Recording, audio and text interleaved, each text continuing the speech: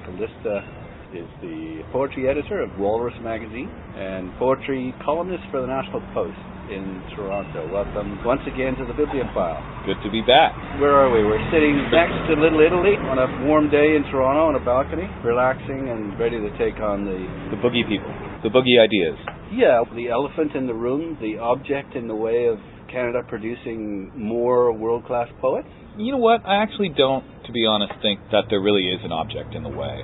I think most people who are serious about poetry and the criticism of it know that these objections are pretty much groundless. Which objections?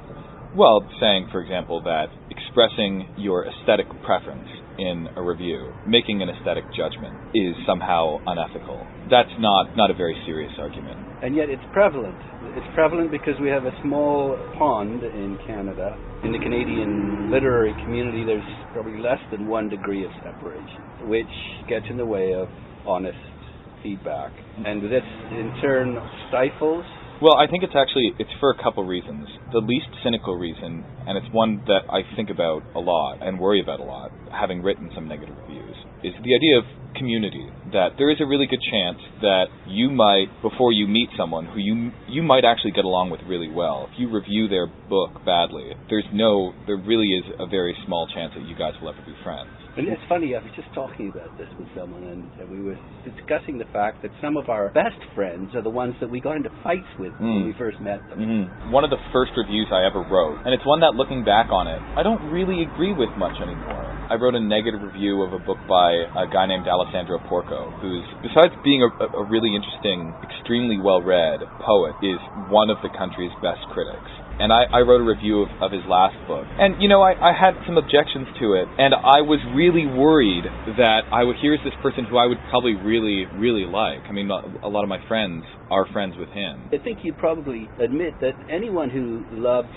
poetry genuinely, you're going to get along with. You're going to respect that, at least. Depends on how you think about poetry, but for the most part, I mean, there is baseline simpatico that your mutual obsessions will probably engender. But what I was really amazed by and was very happily surprised by was that Alex, after it came out, he wrote me a note on Facebook that said, "Thanks for the review. I obviously don't agree with the verdict, but, I appreciate you taking the time with it, and, here's some stuff that in the future we can argue about." And I thought that it was a very classy gesture that probably had something to do with this, that Alex is serious enough as a poet and understands enough about being a critic that, it didn't really piss him off all that much. He's going to do what he's going to do no matter what. Do you think it might even change his direction? No, I don't think so. I mean, more so than a kind of an ass-kissing piece that says nothing. Yeah, I mean, unfortunately, poets' vanity almost always gets the best of him or her.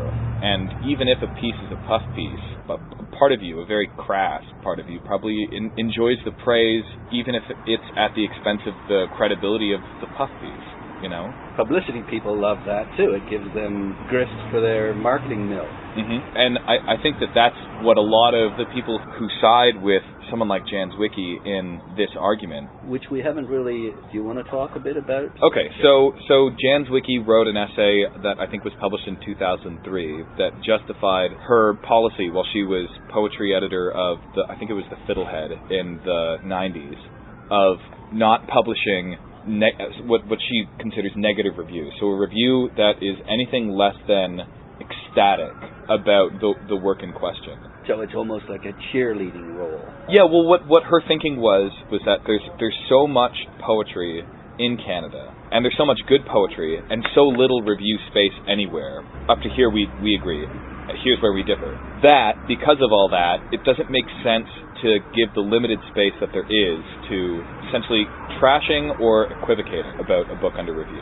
And because that will turn people off poetry? No, not necessarily, but that it would maybe the poets? No, well that's part of it. But the first part of the argument is that it just might mean that someone might miss a really excellent book because it just doesn't happen to be reviewed, because space that would have been given to the review of something that the reviewer finds excellent has instead gone to equivocating about, or maybe even denigrating, a book that the reviewer thinks is less worthy of her audience's attention. There's more to the argument, too, than that. Zwicky also says and I'm just thinking off the top of my head here from what I remember of the essay, she also says that poets need to have a thin skin. The thinness of their skin is what lets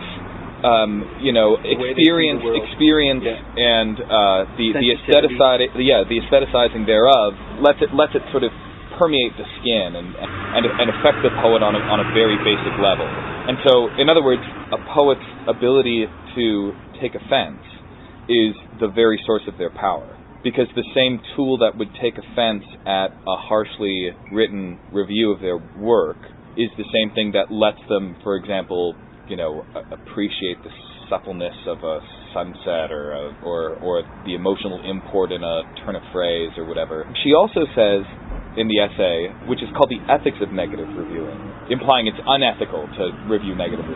She also says that there have been so many reviews about canonical poems and poets that were wrong in their time that if you try and impede a classic, you're essentially acting against the spirit of poetry. You're acting against the best interest of readers in perpetuity.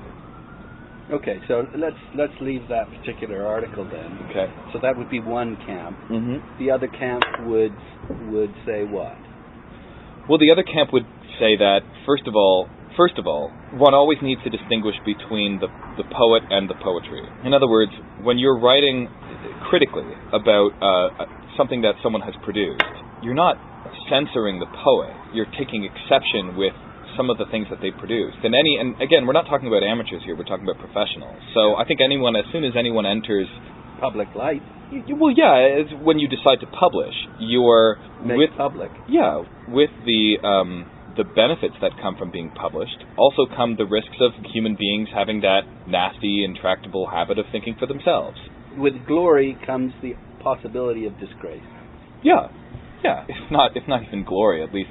Especially in the poetry. Yeah, right. Let's just say 10 free copies and a drink ticket. Right. Yeah. So, but the reason why, what people on this side would say, the reason why a negative review is important is, first of all, for lots of reasons. So long as it contains rationale for the judgment. I guess that's a given. All reviews, you feel one way or another way about a particular work, back it up with specific quotes and specific arguments and specific comparisons. Let's just take that as a given. Of course. Look, here's the thing, is that the part of a review that might be called negative is usually a small portion of the word count.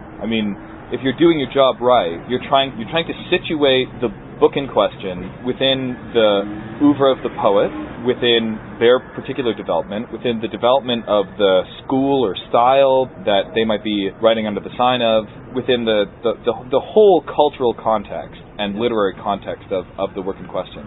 The sort of value judgment, does it succeed or does it fail, or is it problematic, or is it boring, or is it reductive? All that stuff that's a very small portion of the actual undertaking. It might be for the poet the most painful, but you can't think of, in many ways, you can't think of the poet under review. You can't think of that person's feelings, because you have to give them enough credit that they are a professional who's entered into this with the good faith and understanding and seriousness that people are not just going to, but have to think for themselves. And that the purpose of poetry isn't to create this sort of euphoric state in as many people as possible in a sort of utilitarian, the best good for the best number sort of way. No, all good poetry should provoke and upset and undermine and challenge. If it's universally accepted as brilliant, then there's something wrong, because then you've got a uniform audience. Yeah, I tend to think that there isn't really a major poet ever about whom everyone is certain is a genius. Like a very small example, like Wallace Stevens and Robert Frost, the two sort of giants of mid-century American poetry, two of the giants. It was almost impossible at the time to love both Robert Frost and Wallace Stevens. The people who disliked Frost thought that he was, a sort of a moralizing versifier or sort of folk wisdom wrapped up in iambic pentameter, who was pedestrian. A miserable bastard in his personal life, but let's put that aside. Sure. People thought that Stevens was willfully obtuse and a navel gazer, and so at the time you had to decide whether you liked one or the other. Now, of course, it's perfectly easy to love both. I think you have to love both to be a serious appreciator of poetry. That's obviously just my opinion. But at the time, they were equally polarizing to opposite audiences. And there's nothing wrong, for example, with hearing what Robert Frost thought of Wallace Stevens, or of what Wallace Stevens thought of Robert Frost. In fact, it can be useful. Both of them were smart enough and tough enough to know that someone taking exception with the work in no way affected its future prospects or anything. Like, you're going to write because you have to write. The way I look at it is it's almost like a court of law. You have the critic as the lawyer making his or her case as best he or she can, and that judgment stands until a better case could be made. Yeah, but I don't even think that if you make a serious and maybe damning judgment of a poet, you're not really going to change the minds of the most partisan fans who love it just because.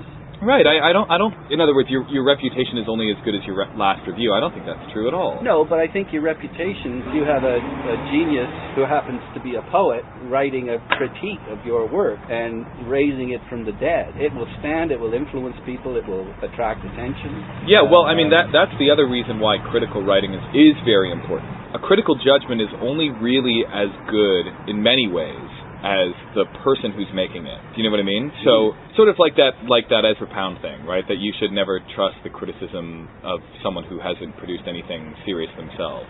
That's sort of true and false. But what I mean is that if you're living in a culture where negative criticisms can be written without much complaint, you're living in a culture where reputations can change, where the course of poetry itself can be redirected, that people can have a public reckoning with work that, if you're only writing positive reviews, just becomes sort of calcified and petrified immediately, right? And will sort of stay like that. And boring too. You don't want to relegate poetry to, well, it's not that it's in the front benches right now, but by having uniformly glowing reviews, where's the excitement? Where's the engagement? Well, something that Carmen Cernino says is that, and I think this is very true, is that, like, for example, with the Jan Zwicky stuff that happened recently, her original essay is pretty boring. And, Jan Zwicky is an accomplished poet and professional philosopher in her own right. But, the sort of, like, coddling Mr. Rogers, everyone is a unique butterfly sort of argument makes her really flaccid prose. As soon as she sprung up and took exception with what I was saying, man, the prose was crisp and sprightly and lively and fun and great, and people loved it, and loved it not just because of the arguments, but because of the way the arguments were delivered. So this is what Carmen says, is that he says that a negative review actually sharpens the prose. Well, it'll bring the best out of you. It makes you think about it. It makes you actually, in many ways, think about what you're doing more, because the moral stakes seem higher. An insult to your reputation when you're attacked or your work is attacked, that kind of criticism is going to motivate you to hit back as hard as you possibly can, using as much skill and logic as you can bring to the argument. I think maybe it's for a different reason, which is that if you find yourself in the place where you're going to take on the work of someone who is still living and has friends and has family and has admirers, you know that there are going to be repercussions for you, the reviewer. And so in many ways what you want is you want your prose to be spotless. You want your argument to be unassailable. Exactly. And so it really does bring the best out of your prose, because people are going to be poring over it, looking for any kind of little open door that they can bash in a way that even a well-written puff piece, or I shouldn't say puff piece, positive appraisal, it never has to be unassailable in the same way. Not that there's anything wrong writing positively about a poem. It's more enjoyable. It's wonderful to praise someone, but it's about honesty. The question of honesty has to be sort of answered with a little bit of context, because what Zwicky proposes isn't that you necessarily be dishonest about a book. In other words, that you give a book a positive review that you dislike. She says, when you're assigned the book that you don't like, what you should do is, she says, keep your mouth shut in public. Yeah. That's what W.H. Auden says.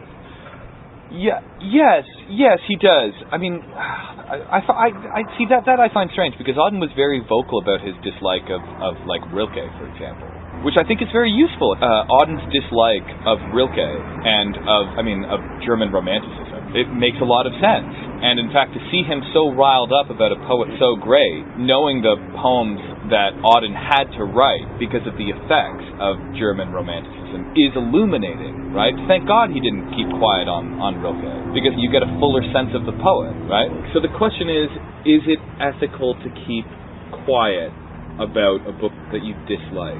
Yes, I think it's ethical. Is it valuable though? No, it's valuable to you.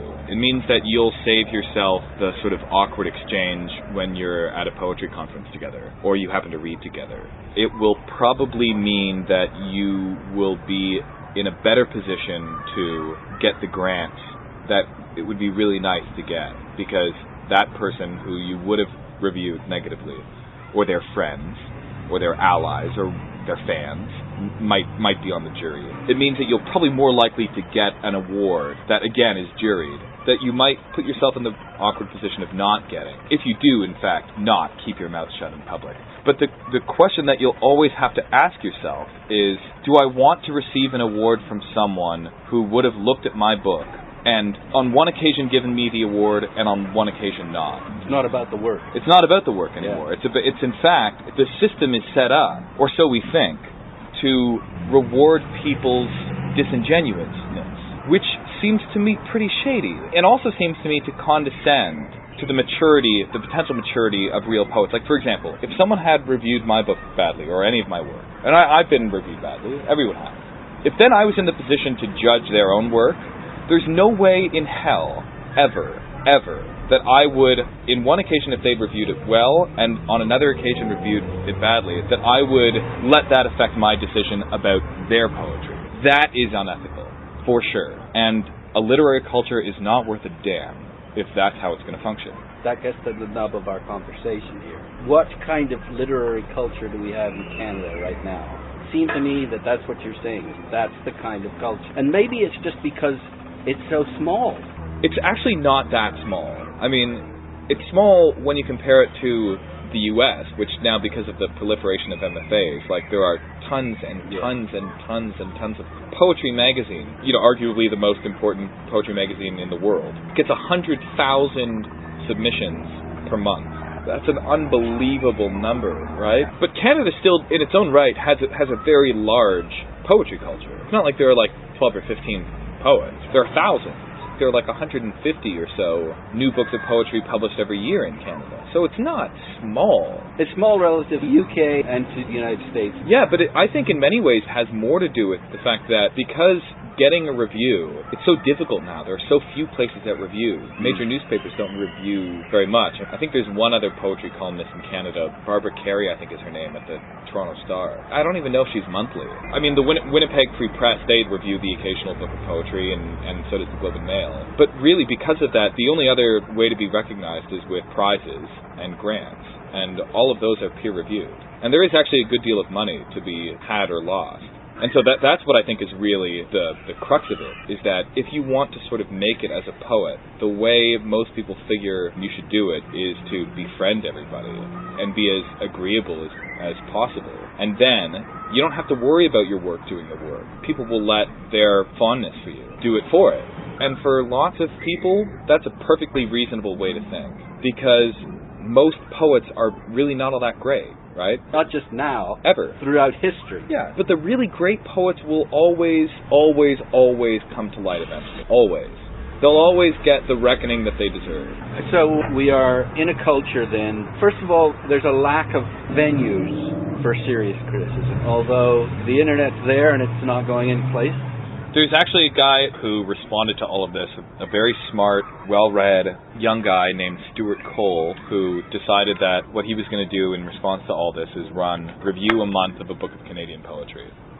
That's wonderful. I think it is, and he just did his first one of Aaron Knight's book, and it's an excellent review. It's an honest... What I hope, Is it negative? Or no, it's positive. I'd be very interested to see if he ever ends up writing a negative review, because in many ways, Here's the thing. The difference between someone who only writes positive reviews and someone who's willing to write the occasional negative review is that you can never be sure with the one who only writes positive reviews if they aren't doing it for their own good. Lots of people say often that negative reviewers, they're only there trying to like flex their muscle and beat down opponents and show off. And show off and self-aggrandize. Yeah, but you have to realize how much is there to lose. Like, I've written a negative review of Tim Lilburn, who was recently a Griffin judge. You know what I mean? He is in the constellation of the establishment, and he has lots of friends, and I have no idea if that will end up coming back to bite my own work in the ass.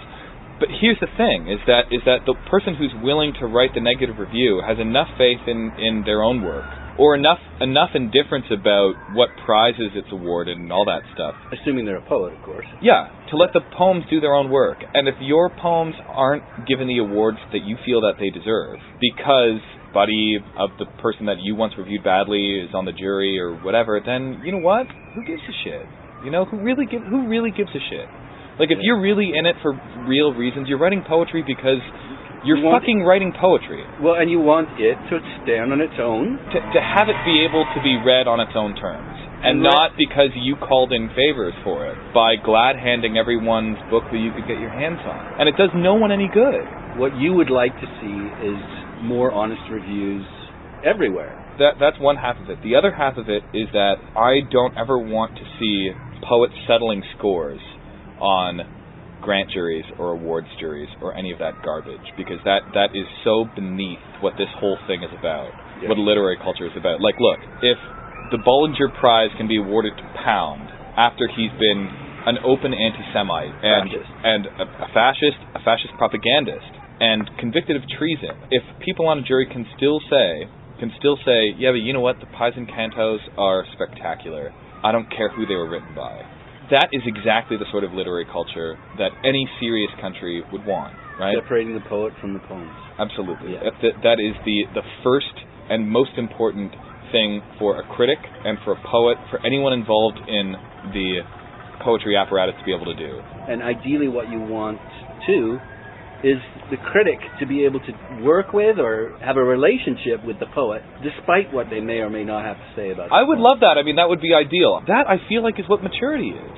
So we live in an immature culture, then? Well, I actually don't know, because I don't know if anyone has given poets in this country enough credibility for them to be able to make judgments just based on what they really feel, without assuming that they're going to be a glad-handing, mutual back-scratching sort of crowd, because I don't know if they actually are. I don't know if a poet who's really writing seriously for their whole lives with conviction would ever really be so malicious as to disparage someone else's work because they wrote badly about yours. That's unethical. I think that is deeply unethical. Now, I do think that population has something to do with it. The fact that we need a critical mass of poetry readers, people who are invested in it enough to want to write about it, honestly. I don't know that we have a critical mass. Well, Zwicky's idea came out of her generation. It started in the 60s and went through the 70s and even 80s. Extended with Zwicky into the 90s, where we were taking our first post-colonial steps, and the idea was we shouldn't compare ourselves to anyone else. We shouldn't use British or American standards to measure our work. We should measure it by its own standards, and those standards tended to be standardless. They tended to be nationalistic, cheerleading. But we have so many good poets now that we don't need to do that anymore. That we can say there's some really excellent work that's being done, and there's some not so excellent work being done. And there is so much excellence. I see it, especially in my generation. There's just a wealth of excellence, and it keeps getting better and better and better and better. It's not like the young upstart who's not any good is. I would never write a scathing review of someone like that. The people who I'm interested in writing negative reviews about are the people who we take for granted as being icons, because a lot of those people aren't icons. Or they shouldn't be icons. But they're emulated because of the fact that people think they're icons. Yeah, exactly. Because people have always only written glowing reviews of their work, and they've been doing it for 40 years. Well, if it works for them, I might as well try it too. Just finally then, it sounds to me like you're pretty optimistic about where we're at, that there are more good poets working than ever before. Yeah. So what good do you think this new honesty, focus on honesty, will have? Why are you advocating this? Because it's the only way that a literature has a chance to evolve. I mean, nature works the same way.